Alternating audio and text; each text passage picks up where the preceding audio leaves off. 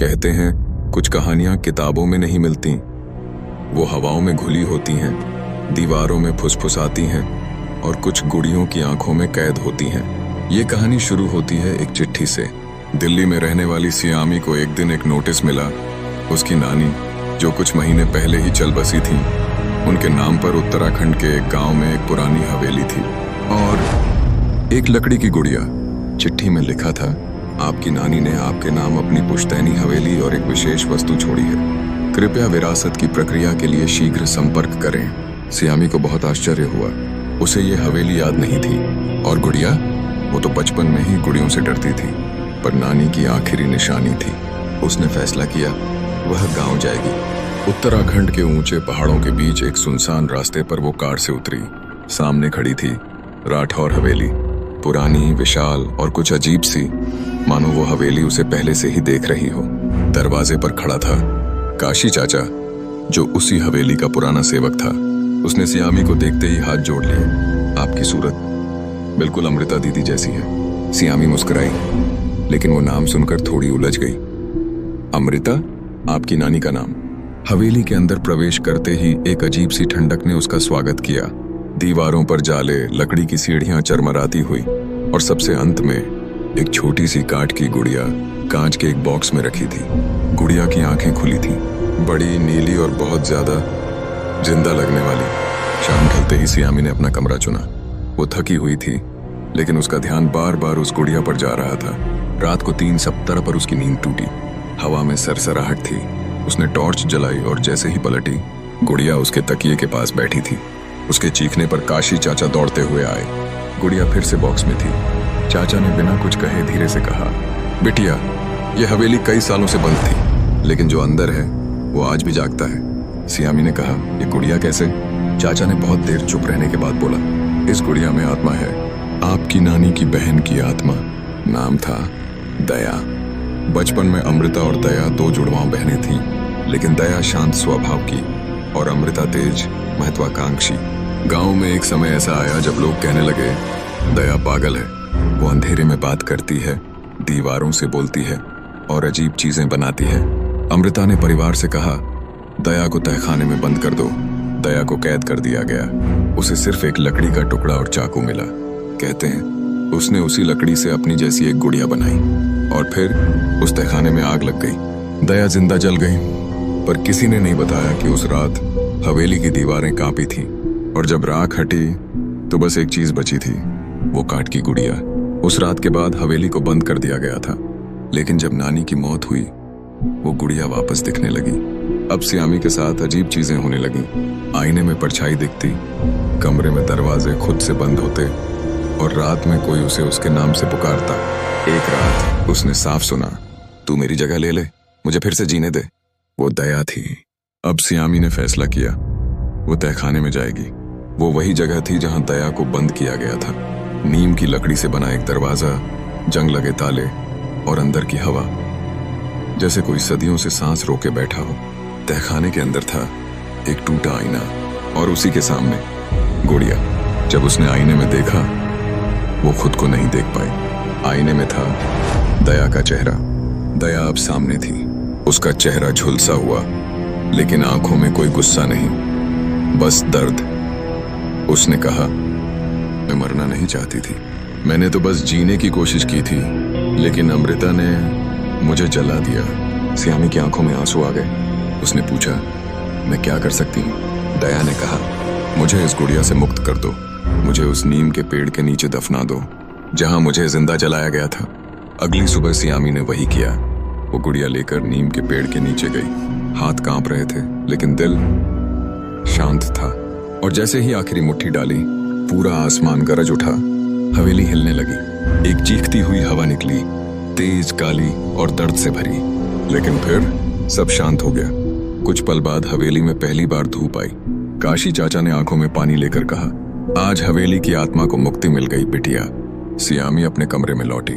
अलमारी खोली, वहां अब भी एक नई गुड़िया रखी थी, लेकिन इस बार वो डरावनी नहीं थी। उसके होंठों पर हल्की मुस्कान थी, जैसे कह रही हो, शुक्रिया। उस दिन के बाद हवेली की हवा में कुछ बदल गया था। दीवारों पर जमे जाले जैसे खुद ब खुद हटने लगे थे।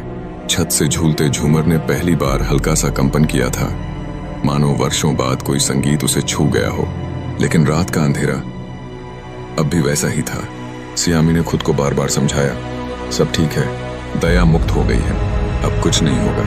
पर दिल के किसी कोने में कुछ अब भी बाकी था। उस रात जब वो अपने बिस्तर पर लेटी, अचानक एक तेज दस्तक हुई। ठक ठक ठक। हवेली का पिछला दरवाजा जो बरसों से बंद था अब खुल गया था। वो दरवाजा जो कभी खुलता ही नहीं था। टॉर्च लेकर सियामी धीरे धीरे उस ओर बढ़ी। दरवाजे के पार एक संकरी गली थी जो हवेली के पुराने अस्तबल तक जाती थी। वहां पहुंचते ही उसकी सांस थम गई। जमीन पर लकड़ी की दूसरी गुड़िया पड़ी थी, वही चेहरा, वही नजरें, लेकिन ये गुड़िया जली हुई थी, जैसे किसी ने इसे आग से बचाया हो। पास ही एक पुराना डायरी का पन्ना पड़ा था। अगर तुमने दया को मुक्त किया है तो अब मेरी बारी है।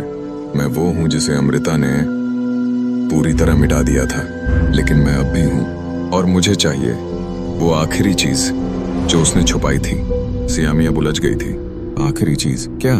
वो दौड़ती हुई हवेली के पुस्तकालय में गई, जो अब तक उसने कभी नहीं देखा था। कई किताबें थीं, कुछ कागज बिखरे हुए, लेकिन एक कोने में धूल से ढकी एक संदूक थी। संदूक खोला तो अंदर था एक शीशे का डिब्बा जिसके अंदर थी अमृता की एक और गुड़िया। अब कहानी ने मोड़ लिया था।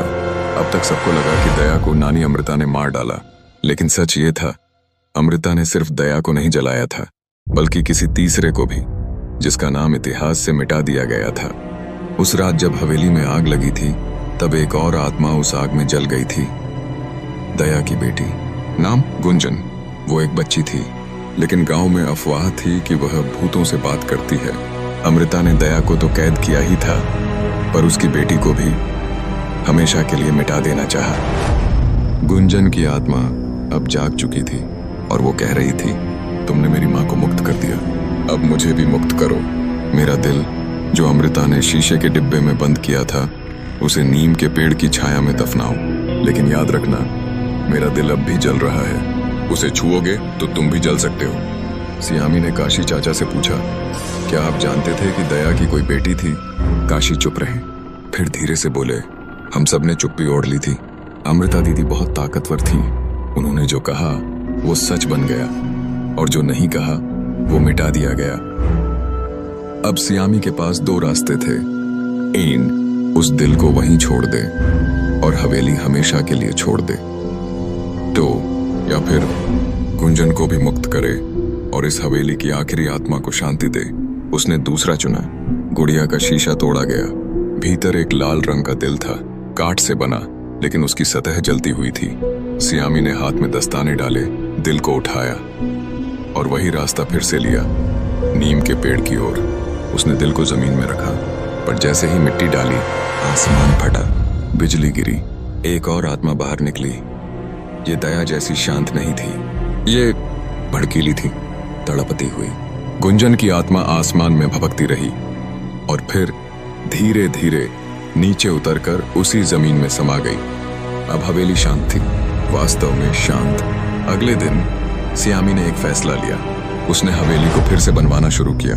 दीवारें पुतवाई, पुराने सामानों को हटाया और एक कोना जहां नीम का पेड़ था, वहां एक छोटा सा मंदिर बनवाया। उस मंदिर में दो छोटी लकड़ी की मूर्तियां रखी, एक दया की, दूसरी गुंजन की। हवेली अब फिर से खुली।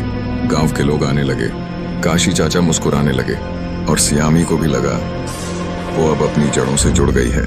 एक दिन एक छोटी लड़की हवेली में आई। उसने उन मूर्तियों को देखा, फिर सियामी से पूछा, ये कौन है?